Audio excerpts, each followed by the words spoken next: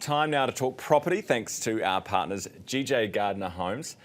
Trends show a slowdown in medium density urban builds, while the opposite story seems to apply to rural communities as farmers, obviously cashed up from the dairy payout, invest in new housing and infrastructure.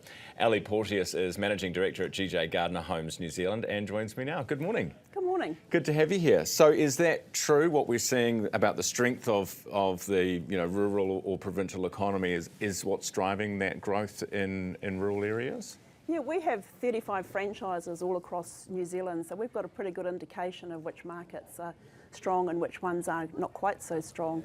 And yes, we're finding that, like at the moment, Manawatu, Taranaki, Nelson, Southland are all very strong businesses for us, whereas Auckland is starting to pick up now, but it's been quite quiet for the last 18 months or so. And what types of builds, when we're talking about the urban areas, what types of builds are we talking about that have been showing, signs of a slowdown of late?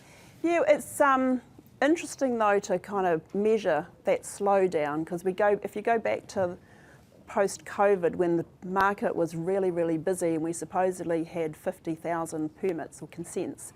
We may have had the consents, but many of those homes would not have been built because New Zealand just doesn't have that capacity. So we're measuring against a number that is a little bit debatable, and many of those projects at that time would have been multi-unit terraced homes, particularly in the urban areas, and with the slowdown in the market and the economy, many of those projects would not have gone ahead because they would not have been able to get finance probably. Does that mean now that the economy is expected to, and we'll get a GDP number out today, but expected to pick up again, that we will start to see those projects pick up again too? We're starting to see that already. We're starting to see investors come back into the market with projects that are sometimes smaller projects, duplexes up to 8 to 10 homes in one section, not the bigger projects, more social housing, that sort of thing. They're still a little bit slow, but we're starting to see investors come in at the bottom end of that multi-unit. Ellie, what are the farmers building? New homes? Big flash ones? What are they doing? No, there's quite a mix really. All sorts of different levels of residential homes for themselves. Some nice big ones, yes, some smaller, more modest ones, but also we've seen an increase in workers' accommodation.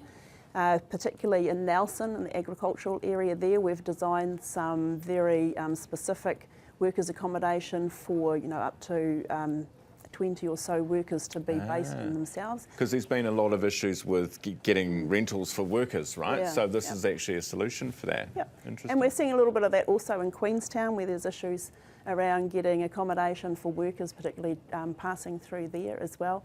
But also in the rural sector, we're also seeing like minor dwellings, particularly lifestyle blocks. If someone was wanting to move out into a lifestyle block, they can sometimes, it will help their finance if they put a minor dwelling on there that they can rent out as well. So that's a market that's growing for us. Or put the grandparents in there, or? Yes, minor dwellings actually, there's lots of different options. We're seeing sometimes in urban areas, people will put a minor dwelling in the backyard, and when it's complete, the initial idea might have been to put the children in there to get them out of the main home and kind of start them on a property ladder. But when it's complete, the minor dwelling is better standard in relation to energy efficiency and warmth and all that sort of thing. Mum and Dad move in and leave the kids in the old home. Well, the kids probably wouldn't mind that, would they? No, probably not. Hey, thanks so much for coming on. Great to have you here, Ellie. Thank you very much.